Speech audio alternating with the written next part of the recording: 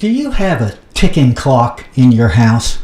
I have a grandfather clock in the house with a large pendulum that ticks, ticks, ticks the hours of the day. I wonder what Jesus would make of that noise. Well, in fact, Jesus never heard a ticking clock and wouldn't know how to read the dial if he saw it. It would be 1,300 years before the ticks of a clock would sound in the bell towers of Europe. So the answer is no. Jesus couldn't tell time. But a different measure of time was vital for him. It was the chosen time of the mission of God that consumed his life. During this Christmas season, the insight of Jesus offers a path for us to hear a different tick of time for our own days on the earth. Hi friends, I'm Larry Payne, your host of the Tracks for the Journey Network, dedicated to your well-being. Today I want us to look at this question, could Jesus tell time? And what difference does it make for us? Some 25 years after Jesus lived, the Apostle Paul wrote, "When the fullness of time had come, God sent his Son." Those words are a bit mysterious. Does it mean that Jesus could read some celestial clock that no human knows about? Does it mean that the fullness of time is something that's important for us? I'd like to dig into those questions today. The central thought of this verse is that God has always been at work to bring every human being into a right and thriving relationship. We read of this throughout the Hebrew history, and I can add across all 300,000 years of Homo sapiens history. The unique work of Jesus brought the ultimate expression of this quest, an emergence of the first person totally enmeshed with God. Jesus responded perfectly to the call of God that sent him with the divine message of love for all. This would provide the quantum leap of God's ultimate great purpose to unite the universe in perfect harmony.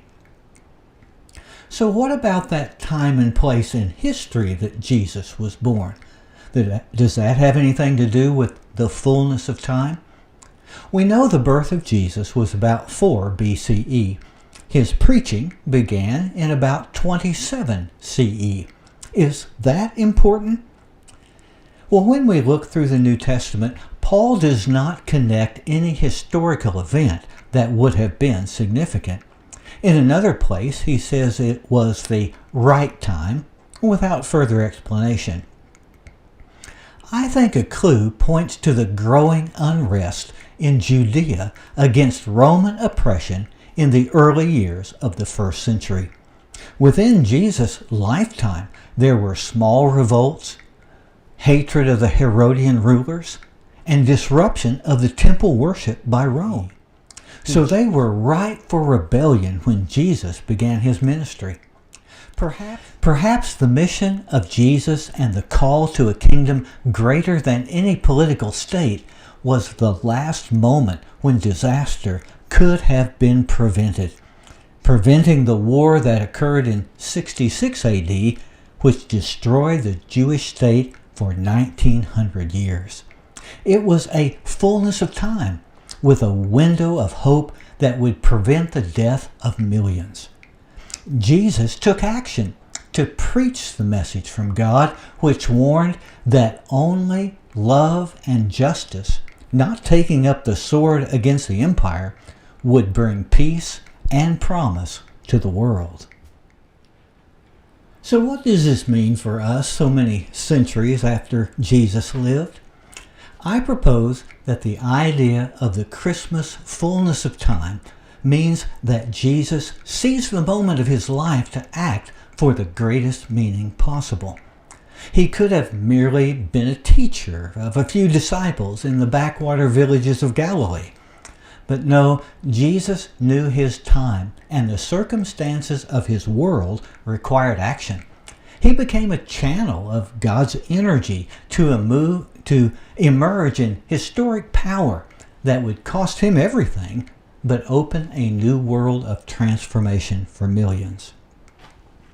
In my life, there have been moments to act and not wait, taking a knee to ask a beautiful and brilliant woman to say yes, celebrating the birth of 4 children, saying yes to a growing Texas church, and grabbing an opportunity to be a chaplain and administrator. Those are just a sample of the times I seized a moment to act. I know that you can add your own stories where life hinged on whether you said yes or no, accepted or rejected, walked through the door or turned away. That moment of time to be fulfilled or time lost forever. It is the fullness of your time and the fullness of mine.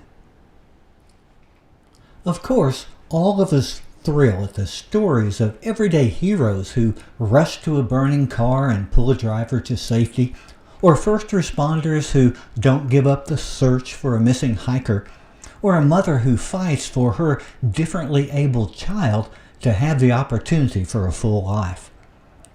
I think it's important to understand, however, that most of the moments when time is fulfilled are found in everyday life.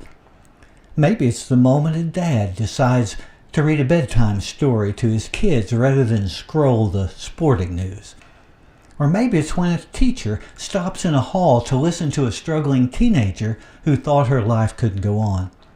It could be within the time that a couple makes one last effort to reconcile their broken dreams in a counseling session.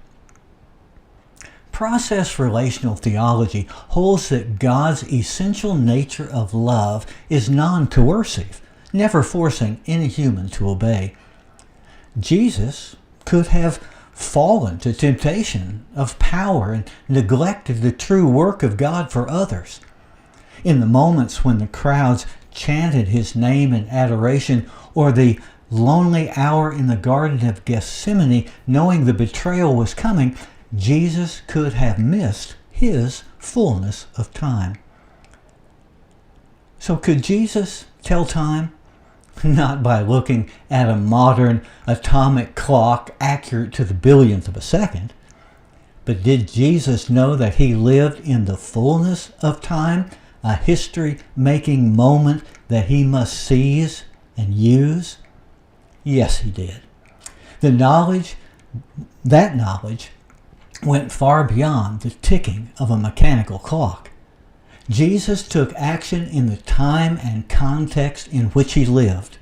And that is exactly what each one of us must do with the guidance of God, who's always drawing us towards love and justice. We have a fullness of time now. It's good to embrace it.